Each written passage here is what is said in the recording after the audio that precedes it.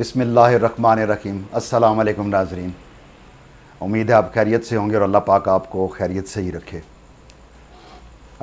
कुछ नई अपडेट्स के साथ, जो कि ख़बरें तो बीच में पुरानी हो गई हैं, कुछ वीडियो भी लेट हमने की थोड़ी मसरूफियत की वजह से, लेकिन सब ने बात की है। मैं भी ज़रा सा बात करना चाहूँगा PDM के जलसे के हवाले से।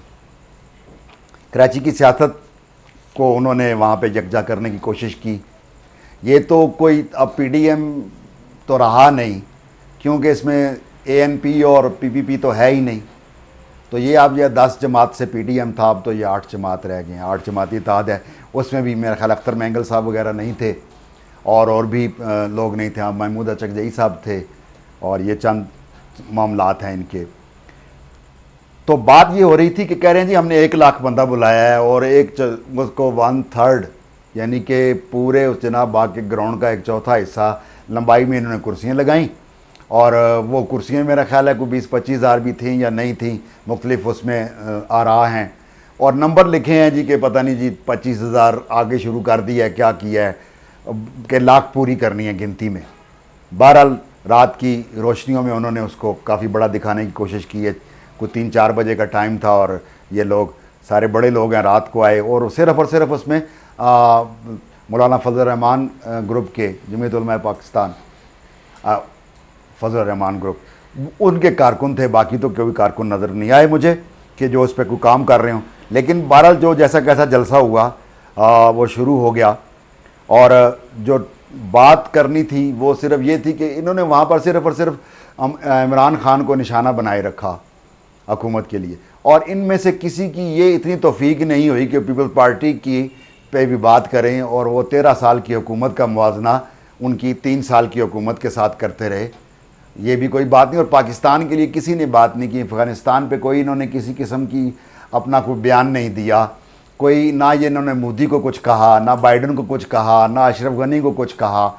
ये मुझे तो लगा सिर्फ अपना ही NRO मांग रहे हैं और अपना ही रोला डाली रखा है सिर्फ। और इन्होंने कुछ भी नहीं, बस उरारियाँ पारियाँ मारते रहे हैं।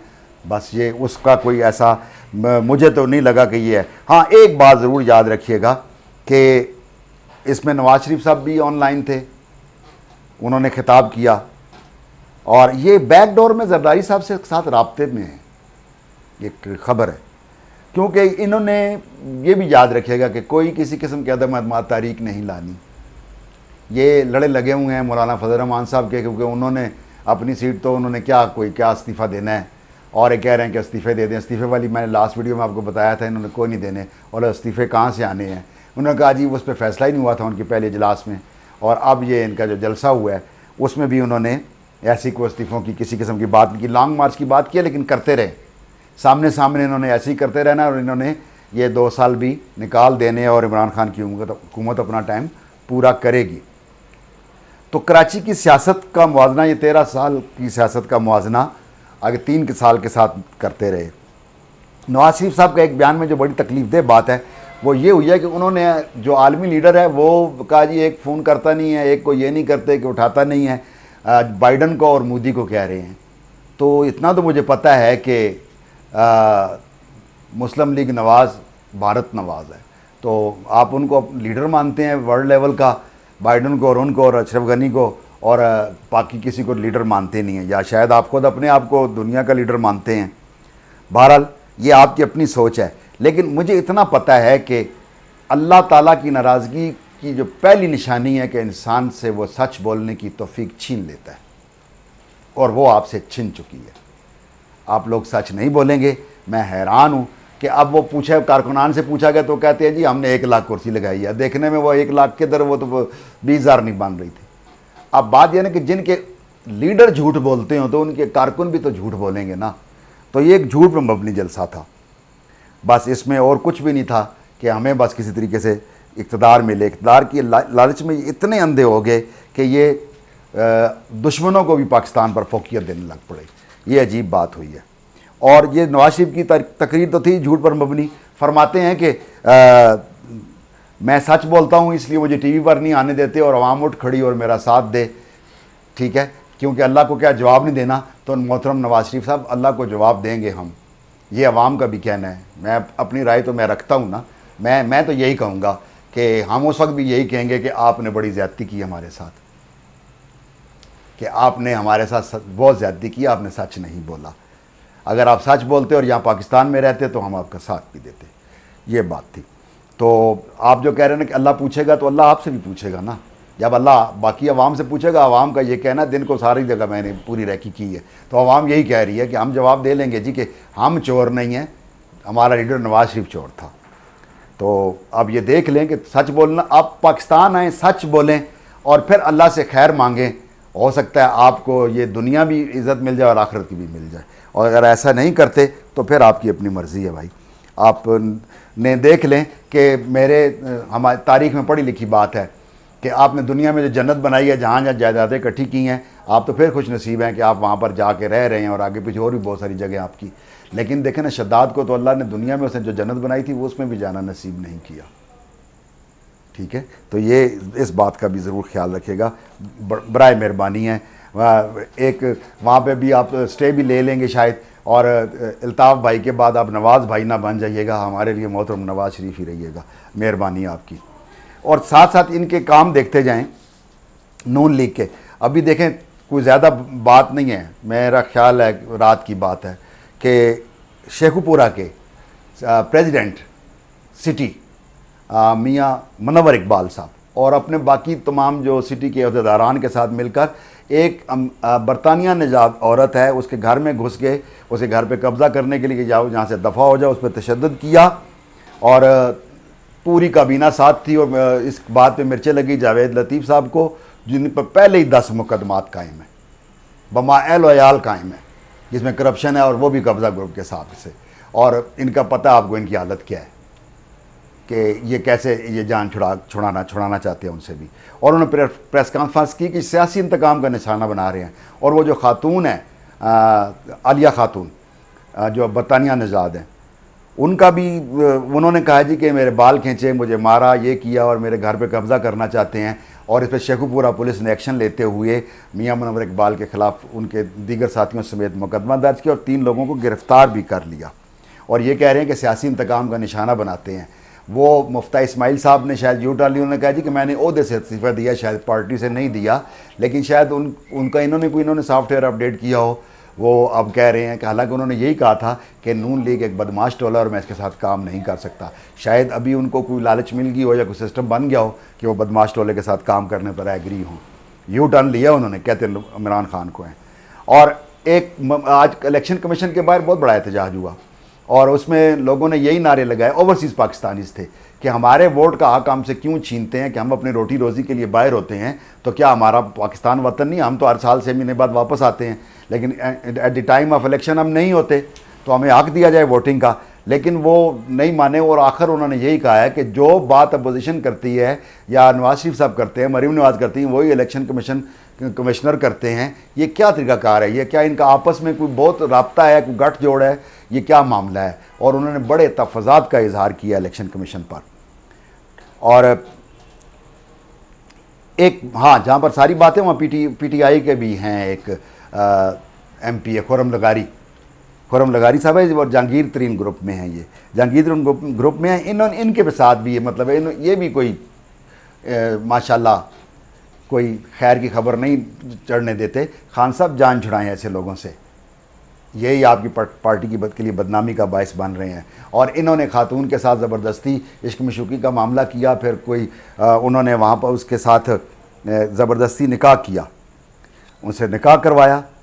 26 अगस्त की बात है, निकाह करवा और वो कह रही है कि मेरे साथ इन्होंने मेरे घर में घुसते हैं और तशद्दुद वगैरह करते हैं। और अब उन्होंने बुरी ज़मानत ली है और उनको 13 सितंबर तक बुरी ज़मानत मिली है। पहले उन्होंने फांसी ज़मानत ली थी लाहौर हाई कोर्ट के बेंच मुल्तान से, और अब 13 सितंबर तक का फिर अदालत ने पूरी रिकॉर्ड मांग लिया उनका। इसी तरह लाहौर हाई कोर्ट ने हमारे जो बड़े सीनियर एंकर हैं, बड़े मशरूफ़ हैं, फेमस हैं, इकरारुल हसन साहब ने, जो आयशा अकरम के इंटरव्यू करते उन्होंने कहा था कि शुक्र अल्लाह का कि मेरी कोई बेटी नहीं है। तो हम लोगों का दिल दुखाया था, हम सारे बेटियों वाले हैं, अल्लाह पाक साहब की बेटियों को इज़्ज़त और आबरू में रखे और अपनी अमान में रखे। तो इस पर उनसे अदालत ने रिपोर्ट मांग लिया। और दूसरा ये उन्होंने कहा था कि मुझे पाकिस्तानी होने पर शर्मिंदगी है। मैं कहता हूँ कि ऐसी बात करने की ज़रूरत नहीं थी, किसी एक की वजह से, चंद लोगों की वजह से इससे पहले तो किसी ने नहीं कहा जी मुझे पाकिस्तानी होने पे शर्मिंदगी है कि जब हमारे 3 दफ़ा के वज़ीर आज़म चोरी करके पूरे अहल याल के साथ बाहर बैठे हुए हैं, तब हमें शर्मिंदगी नहीं हो रही कि हम पाकिस्तानी हैं। तो एक उसका ज़ाती फ़ेल था, उसने गलत किया। आयशा अकरम ने और कुछ गुंडे लोगों ने या मवाली किस्म के लोगों ने उसे दस्त दराजी की, तो वो भी तो बीच में इन्वॉल्व है ना, वो उसको भी तो नोटिस ले लिया गया कि उसने बुलाया है और वो जा सकती थी, नहीं गई 2-3 दफ़ा। तो उस पर आपने इतनी बड़ी सख्त बातें कर ली। अदालत ने 4 सितंबर को रिपोर्ट मांग ली है इनसे। तो आयशा अकरम की बात देखें कि वो जब पहले बुलाया उसको और वहाँ पर बाकायदा मजिस्ट्रेट गए और शनाख्त परेड के लिए 147 लोग कैद हैं और ये नहीं गई मौसूफ, क्योंकि वहाँ पे उन लड़कों के माँ बाप भी आए हुए थे, वो भी इसकी खासी इज़्ज़त अफजाई करना चाहते थे। और आज दूसरी बार थी ये नहीं गई और अब अदालत ने 1 सितंबर को इनको कहा है कि शनाख्त परेड के लिए आ जाए, वरना फिर ये तो दाल में कुछ काला है या सारी दाल काली है, ये बात वाज़ह हो जाएगी। आयशा अकरम साहिबा को ये रिक्वेस्ट है कि अब इसको फेस करें जो आपने किया। अब इन्होंने पीडीएम में ये कहा कि इन्होंने अफ़गानिस्तान को बड़ी जी दे दी हैं, ये कर दिया वो कर दिया, अपने होटल दे दिए, जो हॉस्टल दे दिए, ये है ऐसा है। तो सारी दुनिया की ये अक़वाम मुत्तहिदा की रिक्वेस्ट थी और वहाँ मुआहदा हुआ है और मुआहदे में ये साफ लिखा गया कि यहाँ से खुराक जाएगी, सिर्फ खुराक और अद्वियात जा सकती हैं, कोई केमिकल और किसी किस्म का असला गोला बारूद नहीं जा सकता। और उनको ठहराने की बात है 21 दिन का वीज़ा था कि अगर ये फिर ये टर्न इधर आ जाए हर किस्म का कि ये इनखला हो जाए तो अच्छी बात है, फिर तालिबान जाने, तालिबान का काम जाने कि वो क्या हुकूमत बनाते हैं, क्या हुकूमत साजी करते हैं। और उन्होंने इस पर हुकूमत साजी शुरू भी कर दी है। और इस अमल को बनाने के लिए आप ये देखें 100 के लगभग मुझे लगता है जैसे कम व बेश आगे पीछे फ़्लाइट्स आ चुकी हैं जो कि जहाँ पर, और उनका अमेरिका का ये दावा कि 1 लाख से ज़्यादा बंदा हमने वहाँ से इनखला कर चुका है और पाकिस्तान उसमें सिर्फ सहूलतकार का किरदार अदा कर रहा है और आगे लोगों को उनकी डेस्टिनेशन पर पहुँचा रहा है। और अफ़गानिस्तान की बात करते चलें, मुल्ला हैबतुल्लाह को खलीफा नामज़द कर दिया। उन्होंने कहा कि इनकी खिलाफत में अब जो भी जिस तरह करेगा उसको बाकायदा उस तरह सज़ा मिलेगी। बड़े ज़ोर व शोर के साथ तालिबान अपनी हुकूमत साजी कर रहे हैं और अमेरिका पर जो अटैक हो रहे हैं, जो मेरी समझ में एक बात आती है कि जो प्रॉब्लम यह है कि ये अमेरिका तो चला जाना है, उसकी बाकियात रह जानी है, वो अहमद मसूद की शक्ल में रह जाए या अशरफ गनी के पिछलों की शक्ल में रह जाए। 3 ग्रुप मुसलमान आपस में लड़ना शुरू हो गए। पंजशेर में अहमद मसूद है, एक और है, और तालिबान है।